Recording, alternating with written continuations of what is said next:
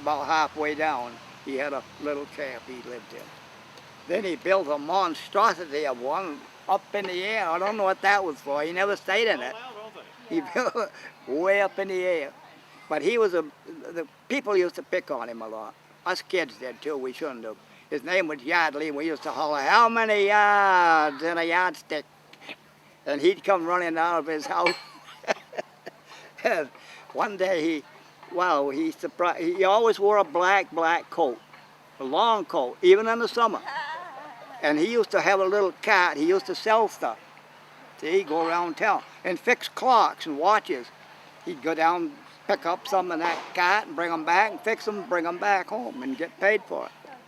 He was an ingenious guy, and he could play a piano, and he could tune them, and he could play a organ, he could tune that.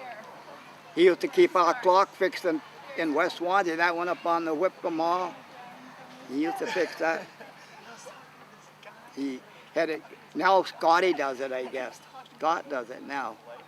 Keeps that clock going up on the hill. Because now it strikes the hour and everything. If it's 6 o'clock, it strikes 6. Scotty keeps it going now, but Yardley used to. He was but they shouldn't have picked on him. We used to holler at him, "How many yards in a yardstick?" He'd come running out. And then these guys, one was white and the other was black. I wrote a song on that one too. Do you remember it? I remember some of it. Telling about, you see, this young kid, he was about my age. He might have been a couple of years older. He was only about 16.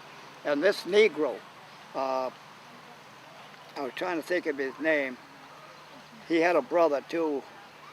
And I don't know why they did such a thing, because people used to pick on them pretty well. But then these guys, well, he didn't do the pounding. The white boy did the pounding. He had a big crowbar. And they thought Yardley had a lot of money. They went in there, they tore his mattress all apart and everything out. Smashed the windows and everything, and they beat him they put him right in the hospital. He was in the hospital for over a month on the deathbed, but he lived. I think he's buried now in Marlborough, but they should have never picked on him like they did. It's terrible. We used to pick on him too ourselves, and that was a foolish, dumb thing to do. Call him old Yardley and all this and that. That's dumb. But you don't think nothing of that when you're a kid. And there's a lot of things like that in town. And my sister used to work, she was going to high school, but she quit. I think she was a junior. And she went to work. Well, we were a poor family, and she didn't think her clothes was good enough that she had on. And she went to work. Because today, they wear overalls to school. They go to church with overalls. I seen them in there. But then they had to be dressed right up. And that's why my sister quit school. But then she went back after she was grown up and went to night school. So she got the rest of it. Take them up the cemetery road and then No, go down and come down and I don't know. When you're poor, but there's a lot of things that we do that you shouldn't do. Now, this button I found that I told you about with that deer on it, I took it to different places, and I had it out there, and they went right on the computer, and they were telling me how much it was worth. They said they said they'd give you $500 or $600, but the guy right there was talking on it. He says, "I'll give you $1,000 for it." And I got it. It's a nice button. I got to go back up here because that solar hole's still there. A fella white people lived in it, but I don't know if they had, I wonder if they had a Negro slave. How did he get there? How did this button get there? They must have had a Negro slave there or something. The button, Bucks of America. And I got a book home. I think it's in my thing. I got it probably in my suitcase because I took it to up to the Keene Library one time because I had quite a talk up there. And we went on TV. And they had me right in the middle asking me questions. Oh, they wanted to know about the Pisgah pie. They said, you know it more than anybody, so they put me on that. They're gonna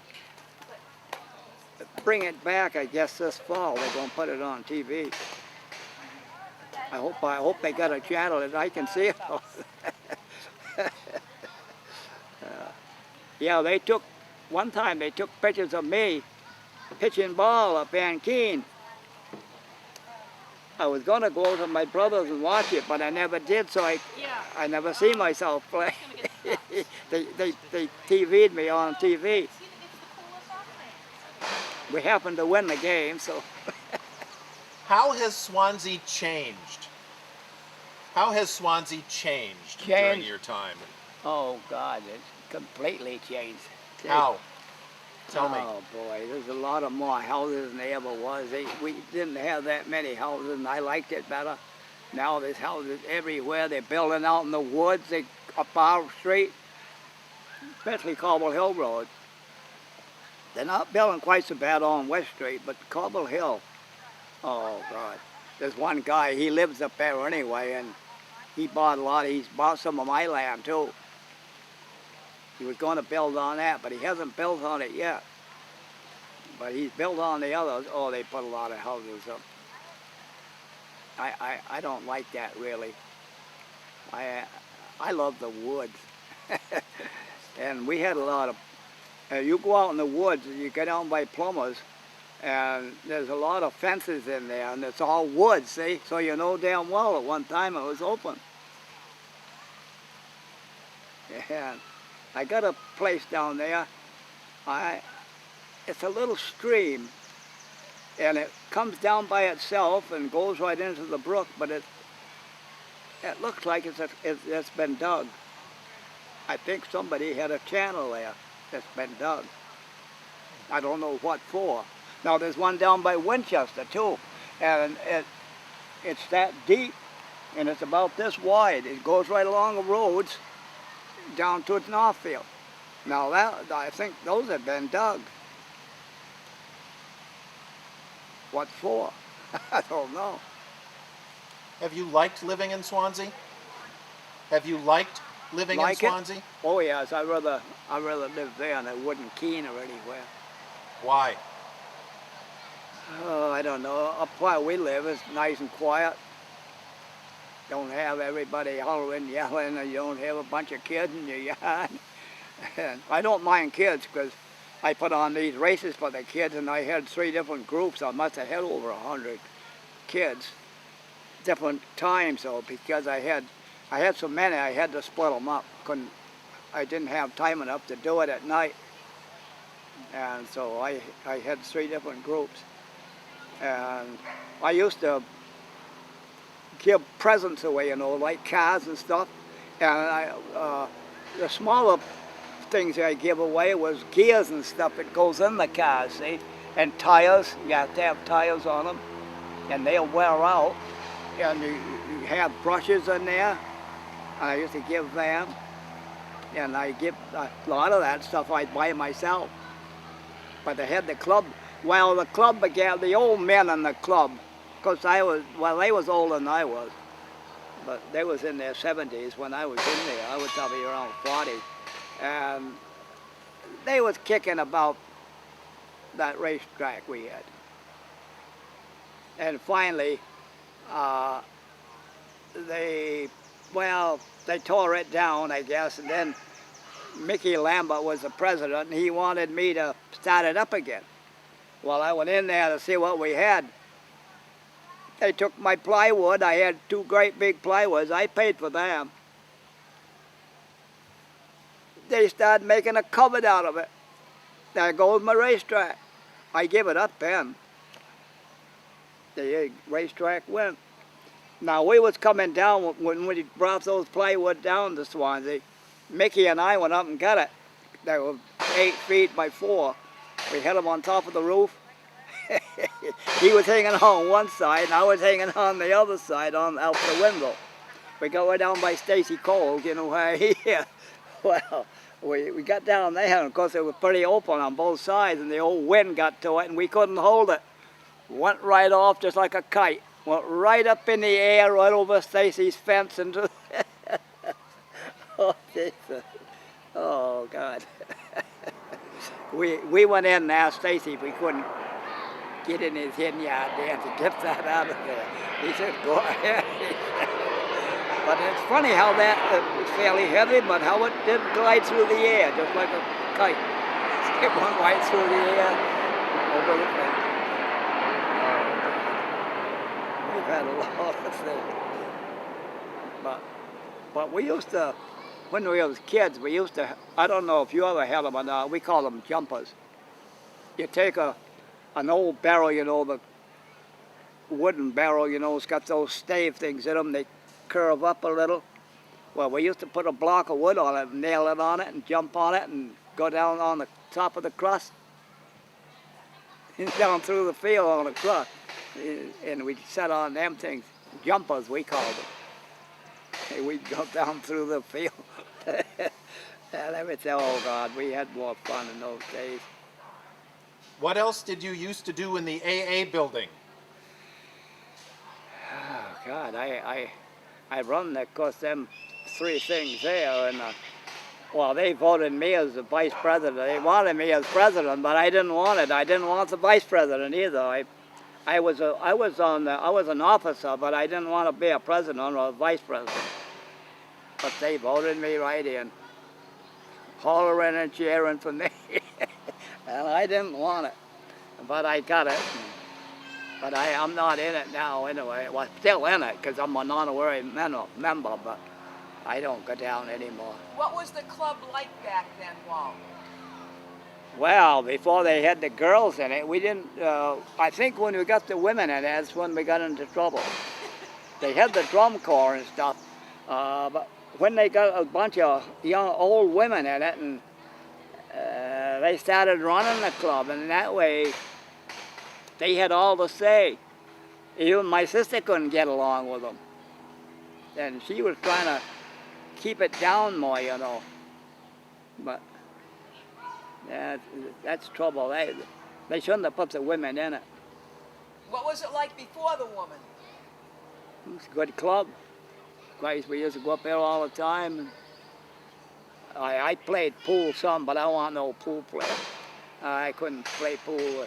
I used to play 8-ball and stuff because just shoot and pray and straight.